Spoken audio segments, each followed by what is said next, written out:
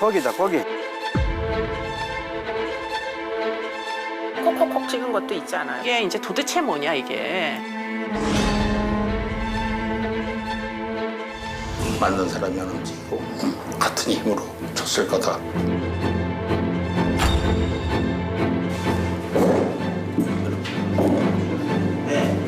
각도가 틀리니까 모양이 틀려지잖아요. 이 상당히 오래됐습니다. 그때 이게 아이들 찾는 있다고 경찰청에 진짜 이게 왜 버려졌는지, 왜 죽었는지.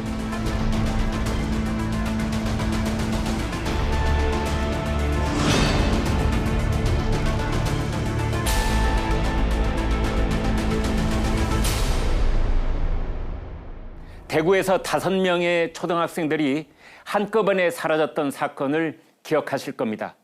지난 1991년에 일어난 일인데요. 31년이 지난 지금도 아이들이 왜 죽음에 이르게 되었는지 아직도 밝혀지지 않고 있습니다. 오늘 탐사보도 세븐에서는 장기 미제 사건인 개구리 소년 사건의 의혹을 풀어보는 시간을 마련했습니다. 정민진 기자 나와 있습니다. 정 기자, 개구리 소년 사건이 다시 주목을 받고 있는 이유가 뭡니까?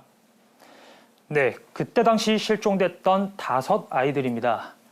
최근 이 개구리 소년 사건의 범행 도구를 알고 있다는 글이 온라인상에 올라왔습니다. 네. 글 작성자는 버니어 캘리퍼스가 범행 도구라고 주장하고 있습니다. 이 버니어 캘리퍼스는 이 물체의 길이나 두께를 정밀하게 측정하는 도구인데요. 이 버니어 캘리퍼스가 과연 개구리 소년 사건의 범행 도구일 가능성은 있는지 취재했습니다. 해발 300m 대구 와룡산. 개구리 소년 사건 유가족을 따라 10분 남짓 걸어간 곳은 와룡산 중턱입니다. 그 애들 있던 자리가 여기 아이가. 그는 20년 전 그날을 생생하게 기억합니다. 여기 이제 등산 녹길에 이 동네 사람이 꿀밤도 줍고 등산도 하고 그래 지나가다가 보니 애들 옷가지가 보여가지고 등산 스태키로 이렇게 흩어보니 옷 또 나오고 옷이 또 나오고 또 나오고 그래서 파출소에 신고를 했던 겁니다. 도롱뇽아를 찾으러 와룡산에 간 5명의 아이들은 집으로 돌아오지 못했습니다.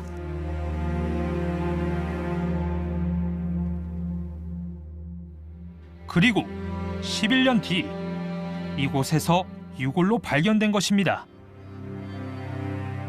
거기다 거기. 그래도 1m 30밖에 안 됐는데 그래 그 당시 새막대기가 아직 꽂혀 있습니까? 법의학팀에서 와가지고 줄 쳐놔놓고 그 작업할 때 있는 그대로 있습니다. 법의학 감정을 통해 타살로 추정된 사건. 3구 이상의 두개골에 있는 소견은 인위적으로 생긴 것이며 생긴 시기는 사망 당시로 추정된다는 것입니다. 이는 이 아이들이 타살당했음을 뜻하는 것입니다. 법의학팀은 세구의 두개골에서 발견된 외상 흔적을 타살의 증거라고 밝혔습니다. 하지만 범행 도구를 알아내지는 못했습니다. 지난 21일 취재진은 유가족과 함께 경북대 법의학 교실을 찾았습니다. 이곳에는 5 아이들의 두개골이 보관되어 있습니다. 조각조각이 많이 났습니다. 금도 많이 갔고 그래서 테이프 붙이는 자국도 있고 그러네요. 보기가 좀 험하네요. 유가족들이 기증한 것입니다. 무슨 도구를 이용해가지고 이런 상처가 났는가 확인을 못해가지고 연구 자료로 이용했으면 좋겠다 해서 저희들이 기증을 했습니다. 두개골에는 1cm가 넘는 함몰 흔적과 아주 작은 상은 10여 개가 있습니다. 작은 상흔을 확대해 보면 X자 모양처럼 보입니다. 두개골의 상흔만이 범인을 잡을 수 있는 유일한 단서.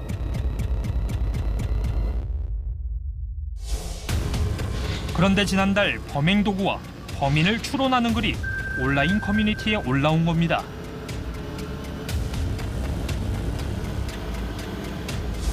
일부 비행 청소년들이 버니어 캘리퍼스로 아이들을 살해했다고 주장하는 글 작성자. 두개골의 상흔과 버니어 캘리퍼스의 흔적이 일치한다는 겁니다.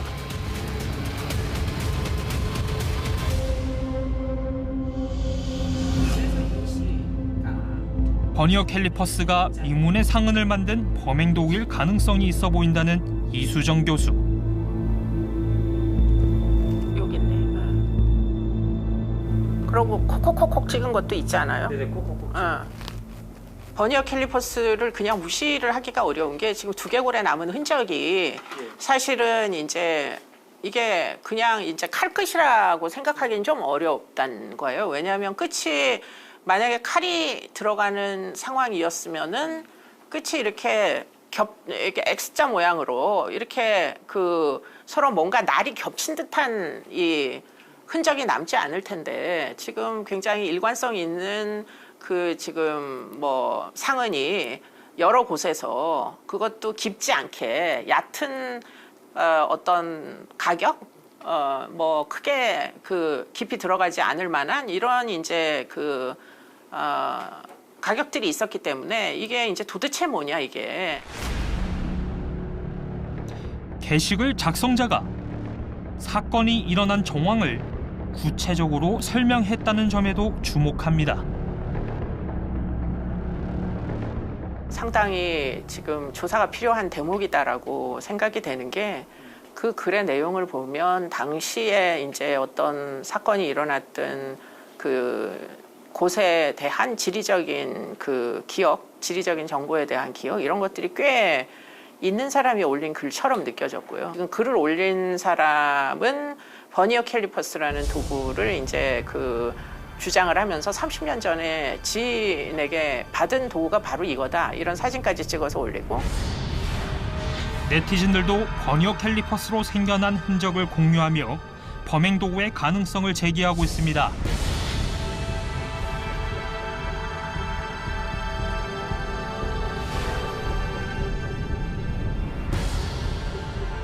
간격도 그렇고 나타난 그 상처 크기도 그렇고 뭐 사용했을 가능성이 높다고 생각이 됩니다. 여기 대해서는 좀 조사를 좀 해줬으면 하는 생각이 듭니다. 온라인상에 제기된 범행 도구 의혹과 관련해 경찰은 어떤 입장일까? 새로운 범행 도구 관련해서 좀 의혹이 제기됐는데 여기에 대해서 좀 경찰은 좀 어떻게 판단하는지. 그 당시에도 네. 버니어 캘리퍼스라고 제보를 받았는 게 있어요. 이 도구 말고도 다른 도구도 많이 받았는데 예. 그 중에 하나가 버니어 캘리퍼스였고 예. 그 당시에 이제 본부가 아니라고 판단한 사실. 그리고 불량 청소년 그 당시에도 수사를 한 사실이 있고 그런 내용 외에는 제가 뭐 이렇게 말씀드릴 수가 없죠. 그리고 버니어 캘리퍼스에 대해서 현 시점에서 그래도 다시 한번 검토해 볼 예정이 있고. 그렇다면 버니어 캘리퍼스가 범행 도구일 가능성은 어느 정도일까? 취재진은 먼저 40년 동안 다양한 공구를 다뤄온 목공 전문가에게 상흔을 보여줬습니다. 상흔의 모양을 보던 그는 공구 몇 개를 꺼냅니다.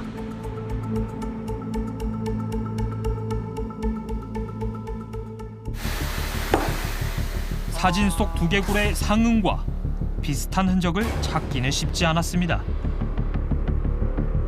교사님 혹시 생활하시면서 이런 보신 적 있으십니까? 글쎄 뭐 제가 한 40년 동안 공구를 가지고 이렇게 썼는데 이런 공구는 사용해 본 적이 없어요. 그러니까 이런 형상이 나오려면 좌우가 두꺼워야 되잖아요. 가운데가 들어가고. 근데 일반 저기 공구는 다 가운데가 파는 용도이기 때문에 가운데가 날카롭고. 진짜 똑같이 이거랑 똑같이 한다면은 얘밖에 없는 거예요. 이런 식으로 끝에가 튀어나와야지만 지금 가능하다는 얘기죠. 버니어 캘리퍼스의 흔적이 상은의 모양과 가장 유사하다는 의견입니다.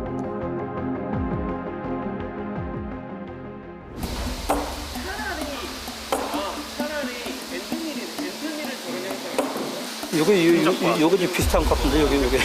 네? 네? 요게 좀 비슷한 것 같아요 요게. 이번에는 사건 현장 인근에 있는 공구상을 찾아갔습니다. 버니어 캘리퍼스는 저는 볼 때는 이는 굵기를 잴 때 사용하는 공구입니다. 그리고 이쪽은 안에 내척 측정하는 공구. 그렇고요. 요거는 보통 산업체나 공장 쪽에 이제 치수를 재고 정확한 가공을 위해서 사용하는 공구죠. 좀 날카롭긴 날카롭죠. 때리면도 한데 이거를 가격을 취재진이 보여주는 상은의 모양을 유심히 살펴보는 공구상 주인. 한참을 보더니 취재진을 데리고 나갑니다.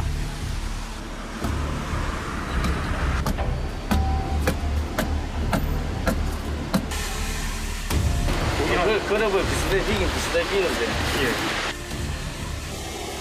많이 유사하네. 역시 버니어 캘리퍼스의 흔적과 상은의 모양이 비슷해 보인다는 공구상 주인. 버니어 캘리퍼스를 사용하는 곳이 어디인지 물어봤습니다. 대부분 산업체에서 업체에서 많이 사죠. 주가 여기 소공단 상대니까요. 그쪽이 많죠. 치수를 재려면 무조건 있어야 되니까. 물론 학교에서 이제 자체적으로 이제 뭐 버니어 캘리퍼스를 잴 수 있는 방법을 가르칠 때 사용할 수도 있다고 생각됩니다. 게시글 작성자 역시 인근 학교를 언급했습니다. 취재진은 당시 사건 현장 주변에 위치한 학교를 확인해봤습니다.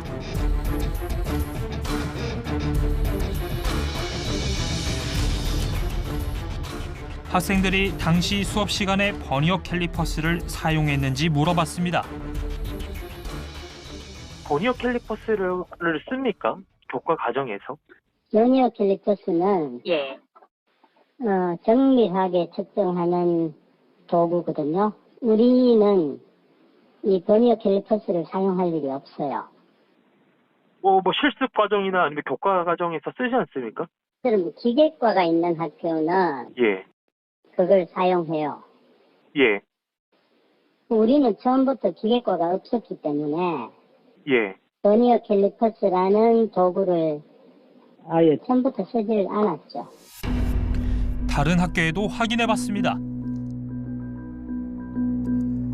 옛날엔 배웠고 지금은 이게 이제 버니어 캘리퍼스 하는 게 여기까지 내용이 없어가지고 안 가르친답니다. 하더라도 그래 뭐 그 당시에 개구리 소년 거 있을 때는 이 내용을 가르칠 수가 있죠. 그 당시에는 여기까지 있었으니까 학교에서 구입해가지고 애들한테 가르치고 사용하도록 했겠죠. 이번에는 유골이 발견된 현장과 멀지 않은 곳에 있는 공단을 찾아갔습니다. 이런 공구를 현장에서 많이 쓰나요? 많이 쓰나요? 여기 있네요. 크기와 모양이 다양한 버니어 캘리퍼스. 철공장에는 우리 이제 금융 쪽에 주로 많이 써요. 금융? 이거는 있었어요. 그때 당시에도? 계속 썼죠. 개구리 소년 사건이 있었던 31년 전에도 공단이 있었고 그때나 지금이나 버니어 캘리퍼스는 흔히 볼 수 있는 도구라는 겁니다.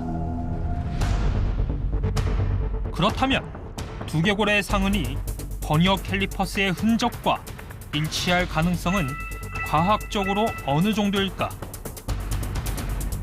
먼저 두개골에 난 의문의 상흔에 대해 영상 분석을 해봤습니다. 상흔의 크기를 보니 1에서 2mm 정도로 작습니다. 사진 속에서 실제 왼쪽에 보이는 이렇게 큰 상흔의 형태를 길이를 측정한 게 있어요. 그 길이가 약 한 1cm 정도 되거든요. 이걸 가지고 지금 문제의 그 상흔의 길이 정보를 비율로 계산을 해본 거죠. 여기 보이는 상흔의 비례로 봤을 때는 한 1, 2mm 정도 되는 거겠죠. 두개골에 난 의문의 상흔들. 상처가 난 방향이 비슷하다고 합니다. 방향성도 식별이 되는데 세로, 가로 이렇게 있는 것들이 아니고 진짜 한쪽 방향, 사선 방향으로 다 있거든요. 약 한 15도 정도 기울어져 있는 사선 방향으로 모든 패턴들이 일치하게 형태를 가지고 있어요. 상흔의 깊이를 분석하면 공격 방향을 추측할 수 있다는 전문가. 방향성 중에서 어디부터 접촉했느냐는 통상적으로 처음에 충격한 부위가 가장 깊게 파이기 때문에 이 영상 사진에서 가장 깊게 파인 부분은 왼쪽 부분이거든요. 이 상흔의 패턴 중에 왼쪽이 가장 검게 나오기 때문에 왼쪽부터 들어가서 우측으로 지나갔을 가능성이 더 높다고 보여집니다.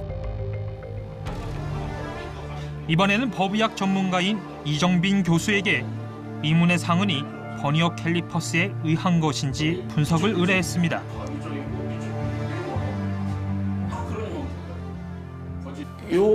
요거도 깊이는 안 들어갔어요.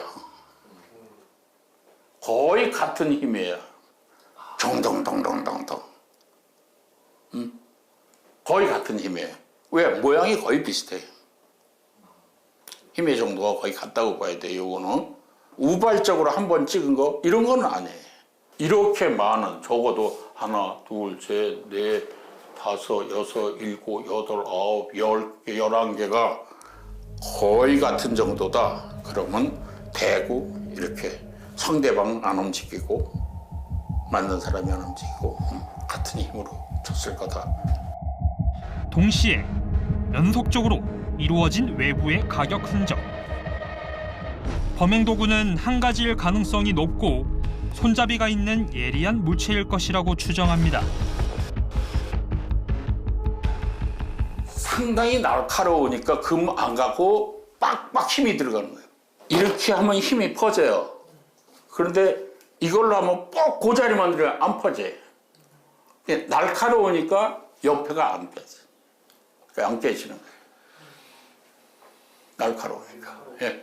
그래서 이게 꼭 이렇게 포인트 된 이걸로만 찔린 게 아니고 둘력에 의해서도 만약에 이런 게 있다면은 손잡이가 있겠지. 이걸로도 맞았을 거다 이거지. 그렇다면 의문의 상흔과 버니어 캘리퍼스의 흔적은 일치할까? 이걸로 했다면은 되는데 이걸 어떻게 맞아야 저런 각이 나오느냐 요게 이걸로 맞아요 이렇게 이쪽으로 요 이렇게 치면 어떻게 되느냐 하면은 이런 사각이 나오는 게 아니라 여기 모양을 보면은 이걸로 쳤을 때는 이렇게 각이 나온다고요. 자, 이걸로 쳤을 때는.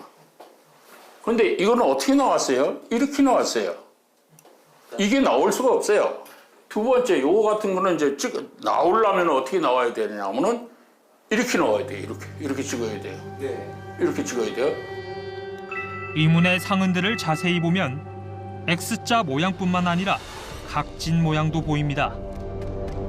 하지만 버니어 캘리퍼스로는 각진 부분이 만들어질 수 없다는 겁니다. 이렇게 각이 짚고 야 한쪽에 뿔이 있고 저기 삐쭉삐쭉 있고 각이 져 있고 삐쭉삐쭉 네모나고 다 그런 형태거든요. 그러니까 적어도 얘기할 수 있는 건 이건 아니다. 적어도 이건 아니다. 버니어 캘리퍼스가 범행 도구일 가능성은 낮다는 이정빈 교수. 그럼에도 불구하고 날카로운 도구에 의한 손상은 타살의 증거로 볼 수 있기 때문에 의문의 2mm 상흔은 중요하다고 주장합니다. 요게 없었다면은 이 건 무지하게 힘들어요. 그런데 왜 살인이라고 얘기를 했는가? 왜 남이 관여했다고 얘기를 하는가? 요거예요. 기본이. 두개골에 난 의문의 상흔들. 그렇다면 끝이 뾰족하고 예리한 도구 중에 어떤 것이 범행 도구일 가능성이 있을까?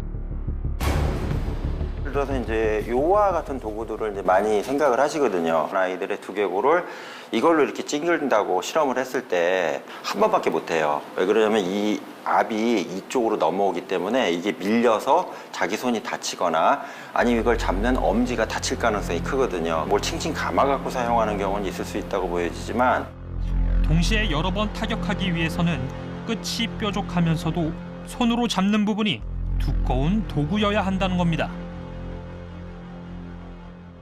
타격식으로 이렇게 때리는 경우에는 이게 팔목에 스냅만을 가지고 공격을 할 수 있잖아요. 그리고 망치 형태에서 이렇게 뾰족한 형태로 해서 계속 찍는 방식으로 공격하지 않았겠냐. 찍어보니까 각도가 틀리니까 모양이 틀려지잖아요. 또 빼는 과정에서 위에 부분이 파편이 튀는 경우가 있기 때문에 찍힘 과정에서 나온 것보다 오히려 이 도구가 빠져나가면서 부서졌을 가능성도 분명히 있다는 얘기입니다.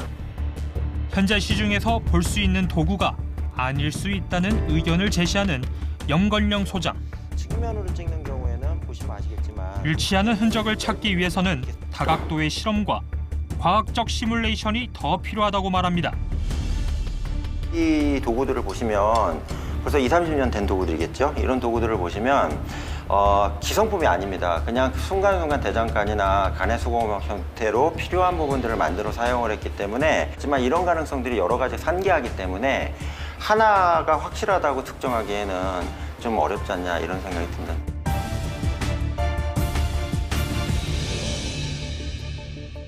네, 전문가들은 버니어 캘리퍼스가 범행 도구라고 특정할 수 있는 가능성, 그것이 높지 않다고 주장하고 있는 건데요.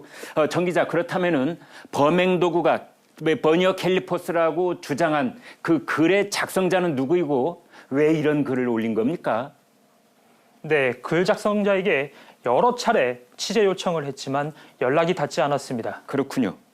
정 기자, 그렇다면은 왜 의문의 상흔들에 대한 범행 도구가 지금까지도 밝혀지지 않은 겁니까? 네, 왜 경찰은 그동안 범행 도구조차 알아내지 못했는지 당시 수사 관계자의 증언과 전문가의 분석을 토대로 그 문제점을 짚어봤습니다. 대구 성서국민학교 숱한 의혹과 논란 속 장기 미제로 남겨진 대구 개구리 소년 사건. 당시 경찰은 연인원 32만 명을 동원, 와룡산 일대는 물론 전국을 수색했다고 밝혔습니다. 당시 수사 책임자였던 김영규 전 총경은 수색에 최선을 다했다고 주장합니다. 경찰 전용 헬기로 한 10바퀴 좀, 5바퀴 좀 돌았어요. 저공병을 했는데 그때도 담뱃갑 하나만 떨어져도 다 보일 수 있었어요. 왜냐하면은 나무 잎이 안 나기 전이기 때문에 저수지를 다 뭐 9군데나 소방차까지 동원해가 다 푸고 다 했는데 안전사고 말고는 그 이유가 없었어요. 수색도 해봤지만은 경찰 동원해가지고 7개 중대를 그 전투 경찰대를 동원해가 수색도 했지만은 하지만 정작 유골이 발견된 곳은 군부대 사격장이 옆에 있어 인적이 드문 곳. 애초에 수색 범위에서 제외됐습니다. 근본적으로 거기는 사람이 가는 곳이 다니는 곳이 아니라 그리 수색도 갈 만한 곳이 아니니까 제외돼 뺏기는. 그렇게 11년 만에 발견된 유골. 이것이 범행 도구를 특정하는 데 어려움을 겪는 이유라고 전문가들은 이야기합니다. 벌써 뭐 10수년이 지나서 발견됐다라고 하면 그거는 이제 많이 현장에 그 남아 있었을 가능성이 있는 증거들이 훼손됐을 것이다. 그러니까 지금 현재 가지고 있는 이 두개골만 가지고 얘기를 하다 보니까 뭔가 사건을 좀 더 이렇게 재구성하는 데 있어서 필요한 그런 그 대상들, 그런 어떤 증거들이 거의 멸실된 상태에서 지금 꾸려나가다 보니까 점점 더 어려운 쪽으로 빠지게 될 수밖에 없다는 거죠. 가장 초기 자료에 아주 나이브한 자료를 놓고 진짜 아무런 정치적 아무런 법률적 책임 지지 않게 해준다라고 하고 다시 보는 게 제일 중요해요. 어려움 어렵다. 안 했으면 안 했다. 없으면 없다. 하고 그리고 정확히 이거에 대한 솔직한 의견을 들었으면 좋겠어요. 있는 걸 가지고 해야죠. 그럼 이거에 맞는 걸 진짜 어떤 거든 다 일일이 다 비교해서 이거에 대한 당시에 이걸 쓸 수 있는 도구를 거기서 찾아가야죠.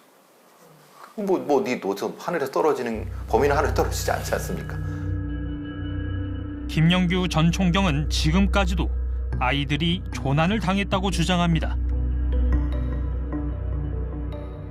야들이 이 집으로 돌아가는 길에 각재 그 겔라성 폭풍을 만났을 때 비를 피할 수 있는 곳이 요 말고는 없어. 내가 봤을 때는 딱 여기야. 요가 제일 기쁘고 그래도 조명이 은신할 수 그래서 야들이 여기 아까 모이가 있다가 비 피하려고 있다가 저체온을 죽은 거 아이가 비 맞아가지고. 저체온사라면 두개골에 난 의문의 상흔도 설명이 된다는 겁니다. 우철이가 바로 그 등지고 등대고 제일 위에 좌상이 있다 보니까 25군데 맞았는 거라. 그런데 이거 보다시피 X자 이런 거, 이 소위 선상골절, 이거는 완전 함몰골절이거든. 철원군의 그 두개골에 있는 부합되는 공고가 국과수에서 조사한 바로는 대한민국이 지금 현재나 과거나 그런 유통된 공고가 없어요. 금속물이 없어요. 그렇다 하면 한말로 하면 국가수 그것만으로서도 타살이 아니라 하는 증명이라. 사망한 뒤 날카로운 돌이 떨어져서 생긴 상처라는 김영규 전 총경. 그의 주장에는 어느 정도 신빙성이 있을까? 실종 당시 수색에 참여했던 산악구조대원과 유해가 발견된 현장을 찾았습니다. 그는 돌이 두개골에 상처를 냈을 것이라는 주장에 의문을 제기합니다. 이게 보시면은 이게 전부 청석이라 해가지고 부석돌이에요. 네, 이봐요. 바위가 아니고 만지면 부서지는 이는 부석돌이에요. 돌이 아니고 바위가 아니잖아. 깨지잖아요. 법의학자 이정빈 교수 역시 두개골에 난 의문의 상흔이 돌로 생길 수 없다고 이야기합니다. 이건 절대로 돌 아니에요. 꼭꼭 튀어나온 거예요. 이거는 각이 딱 졌어요. 모든 거는 그 현장에서, 그 상황에서 일어나는 건데 그게 돌 맞은 게 하나만 맞는 게 아니고 여러 개 있고 그렇게 나오는 게 여러 개 있고 그러면 돌이 계속 날아가다 이건 좀 그렇지. 묶인 상태로 발견된 아이들의 옷은 어떻게 설명될 수 있을까? 유골 발견 당시 수사 관계자는 추위에 떨던 아이들이 스스로 옷을 묶은 거라고 주장합니다. 소나무가 있어. 비가 오니까 그게 소나무에 비 안 맞으려고 거기 들어간 거고. 그다음에 옷을 묶어놨다 그러는 게 예. 피해자들이 언제 사람 집에 옷 묶어가지고 덮어? 못 덮어요. 상식에서. 그럼 뭐고? 우리가 비 오면 옷을 벗어갖고 머리에 덮어 쓰잖아. 비 안 맞으려고. 통상적으로 비 오면 왜 옷자리 같은 거 벗어갖고 머리 위에 덮어 쓰잖아. 누구든지. 그 기본적인 사람 행위야. 그 행동이야. 그거. 간단한 건데 그걸 가지고 뭘 딴소리 자꾸 해. 자꾸 뭐. 이렇게 안 오고. 묶여있는 옷의 매듭이 말하고 있는 건 무엇인지 전문가의 의견을 들어봤습니다.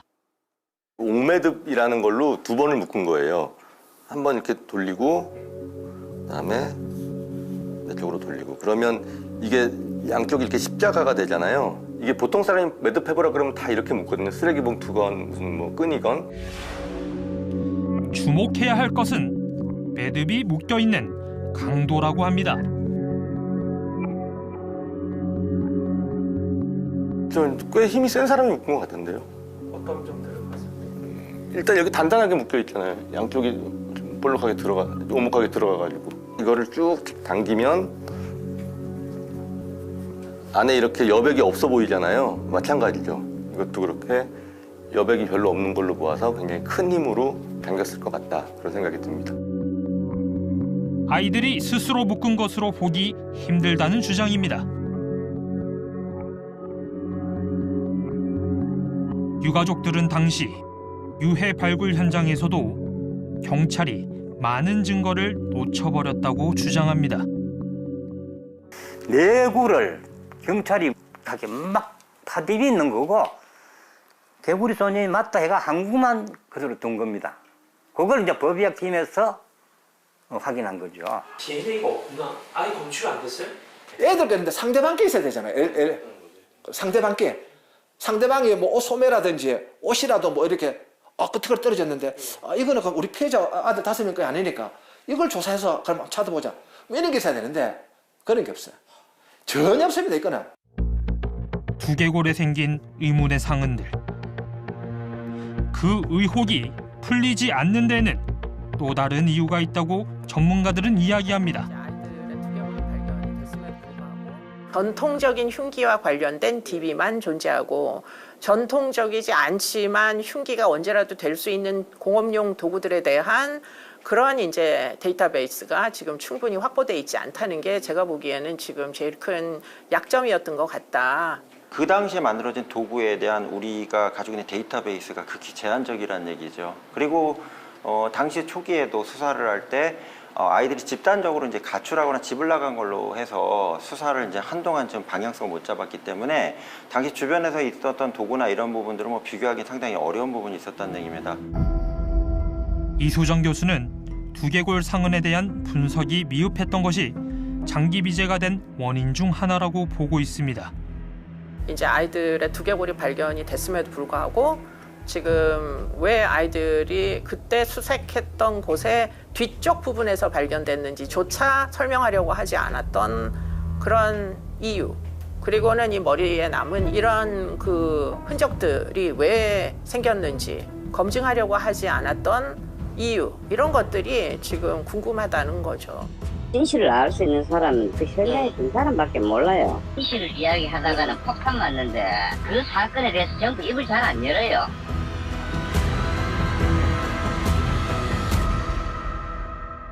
네, 사망 경위와 범행 도구에 대한 결론이 나지 않은 상태에서 세월만 흐르고 있는 건데요. 정 기자, 개구리 소년 사건 영구 미제로 남는 겁니까?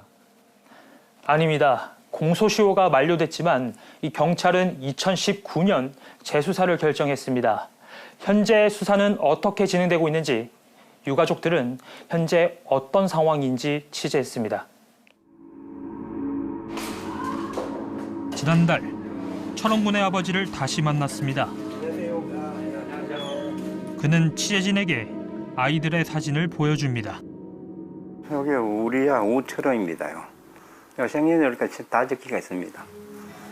그 다음에 여기 이제 조호영 한 명은 요 뒤에 있고, 예, 적지 있었는데 이게 상당히 오래됐습니다. 그때 이게 아이들 찾는 있다고 경찰청에서 만들어준 이 포켓용 접는 거. 유가족들은 생업을 포기한 채 수년간 전국을 헤맸습니다. 아이들을 찾기 위해서였습니다.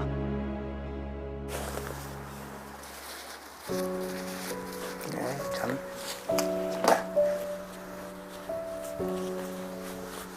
슬퍼요. 아이 이야기하면은 슬픕니다. 우리가 요 밥상에 앉아가지고 너희가 밥을 먹고 있었어요.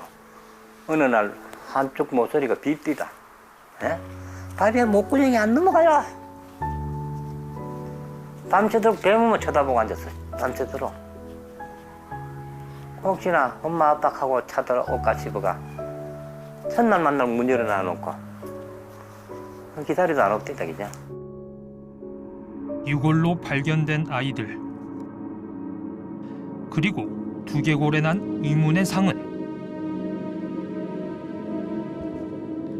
하지만 실종 당시 수사 방향은 납치와 가출에 집중됐습니다. 아이가 대구의 다섯 어린이를 찾고 있습니다. 철원이, 찬인이, 호연이, 영규, 종실이. 우리가 꼭 찾아줍시다. 같이 공부하고 싶네. 실종된 그해 들어온 제보만 325건이 넘었습니다. 그러나 전국으로 수사 범위를 확대하면서 쏟아지는 제보와 목격담은 오히려 수사에 혼선을 주기도 했습니다. 어느 경찰이고 어느 형사고 욕심을 다 내는 사건입니다. 이 범인을 잡으면 실제 그 다음날 바로 뭐 특진할 수 있는 그런 기회인데 이 제보를 받다든지 이 참 용의자가 있는데 수사 안 할 사람은 아무도 없어요. 하지만 뭐 제보 같은 것도 들어오는 게 너무 해양된 제보라든지 이런 거지 실제 그 제보를 듣고 아 이건 진짜 우리가 수사할 가치가 있다. 야 이건 진짜 해볼만 하면 이거 범인은 잡겠다 하는 그런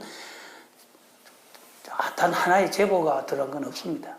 아들을 납치해 가가지고 그 뭐 옛날에 와 그 저기 새우잡이 같은데 그런데 잡아간 거 아이가 또 아니면 뭐 앵벌이 시키려고 했는가 소매치 아닌가 그러니까 심지어 말이야 외항선 다 조사다 하고 전국에 특별 호구조사가 다 했잖아. 이 사건만큼 경찰 수사비가 많이 드는 게 없었기라. 경찰 사상 안 해볼 거 없었기 미련 없이 했어요. 근데 다 헛짚었는 거라. 사건이 미궁에 빠지면서 유가족들의 고통은 더해갔습니다. 지난해 영규군의 아버지는 고인이 됐습니다. 대구에서 김영규 김영규 부친이지 아마 주 고인 됐잖아요.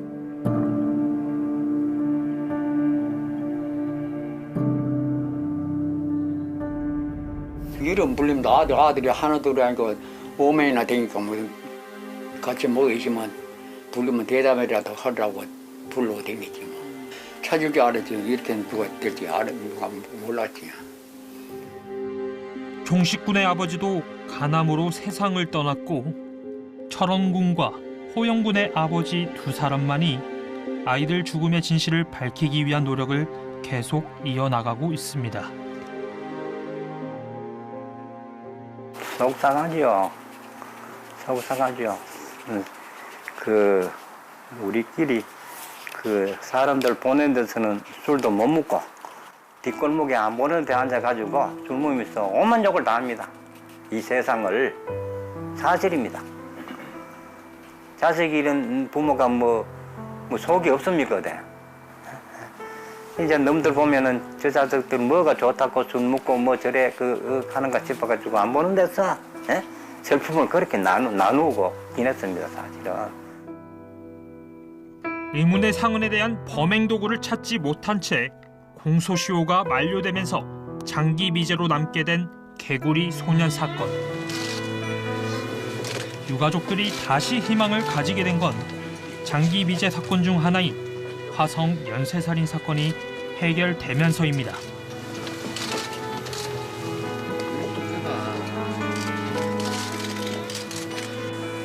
민갑용 당시 경찰청장이 개구리 소년 사건에 재수사 의지를 보였기 때문입니다.